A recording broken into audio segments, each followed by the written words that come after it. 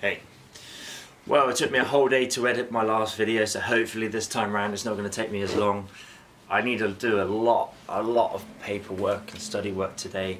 A lot of paperwork and study work today, so hopefully I can crack on.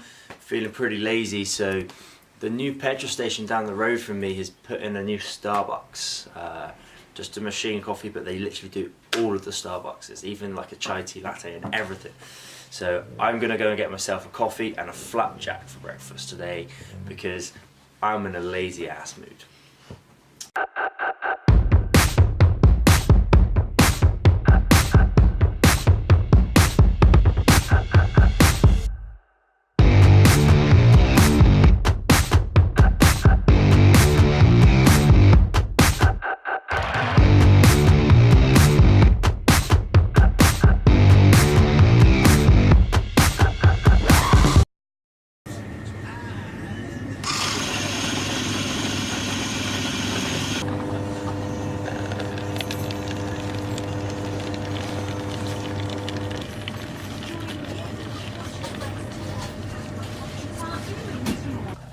Alright, coffee sorted, flapjack sorted.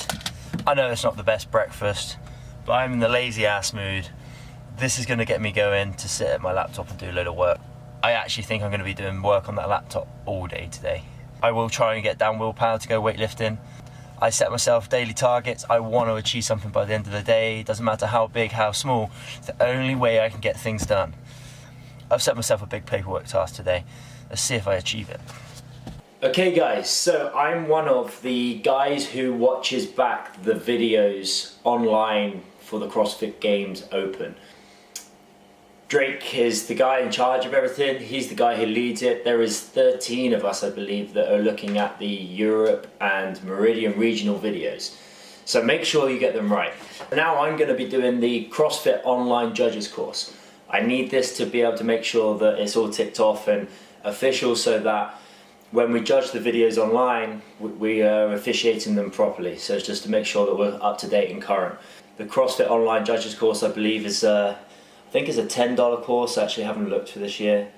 There's some really cool courses online from CrossFit. CrossFit have lesson planning, running, spot the floor, anatomy course, scaling course, something in Spanish, something else in Spanish, and something else in Spanish. I can't read Spanish, so we could have a guess.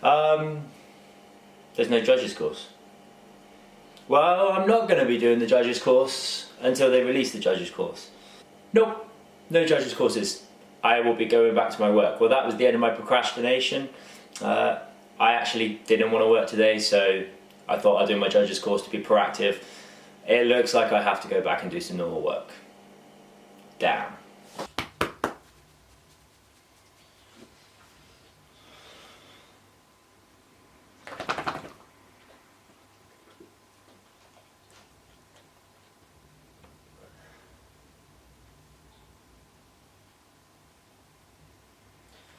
Well, I'm not getting any work done. Might as well go weightlifting. Go train? Should we go train? You wanna go train? I wanna go train. Do you wanna go train? Come in. Let's go weightlifting. I've given up with doing work. I have to go and train.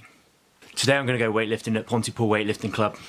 Justin Holly's the weightlifting coach down there. Unfortunately, I don't think he's in when I'm getting in there, but I think his nephew Jordan will be there. I had a calf injury at the beginning of December. I came off a bar and jumped off a box and landed on the floor and tore in the middle of my calf. My weights are nice and low still.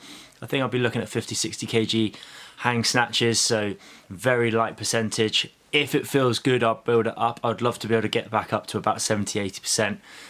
So be pushing for those higher numbers.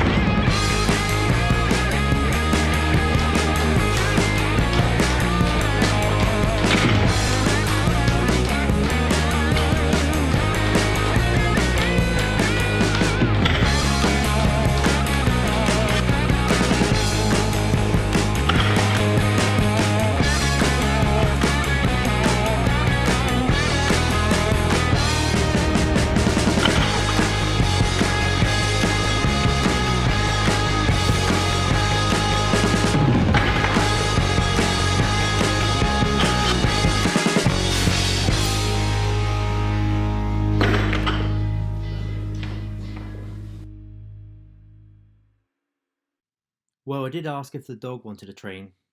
I guess that means I have to take him for a walk.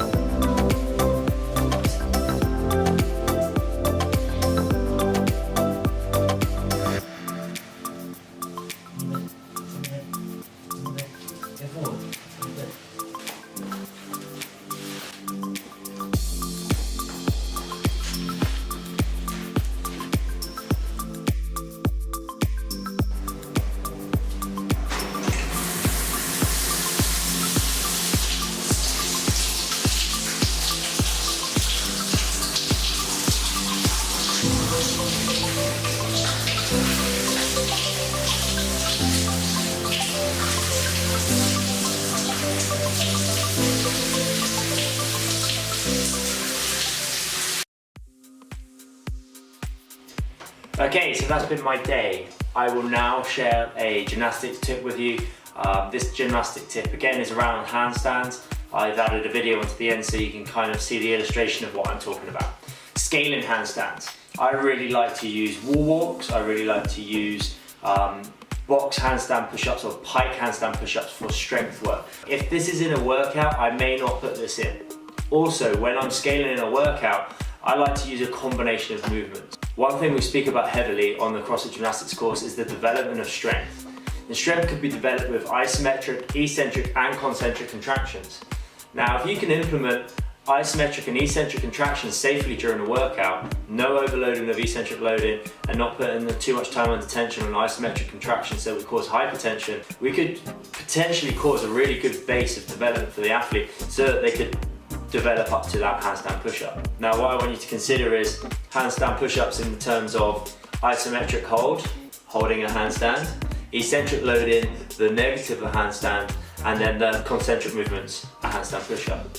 I like to break this down. Let's say if it's a 21-15 workout, for the round of 21, I'd love to see a 5-second isometric hold, a 5-second eccentric contraction, and then you're going to come down and do 15 concentric push-ups to increase the intensity of the workout. Now on the round of 15, that would be a 4-second isometric hold, a 4-second eccentric loading, and then 10 concentric push-ups. And then finally, the round of 9 would be 3, 3, and then 5. This I feel is a great way of developing workouts to be able to help athletes go to achieve a movement, see the development, and you can change the isometric, eccentric, and concentric contractions every time. The athlete never knows what you're going to be doing. You can always change the workout and change your scaling.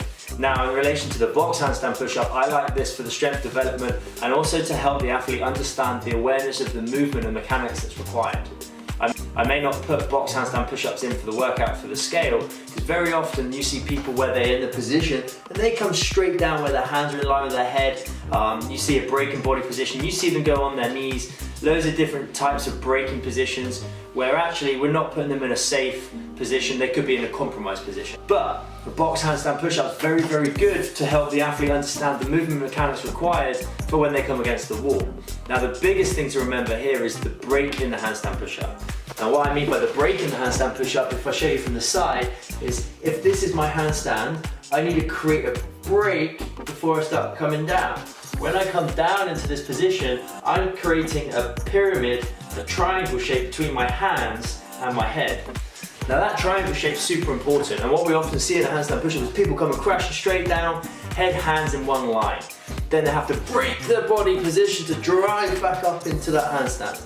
Now if we have a pyramid position, they can drive up and through the same as if they're doing a dumbbell press from out front, like an Arnold press.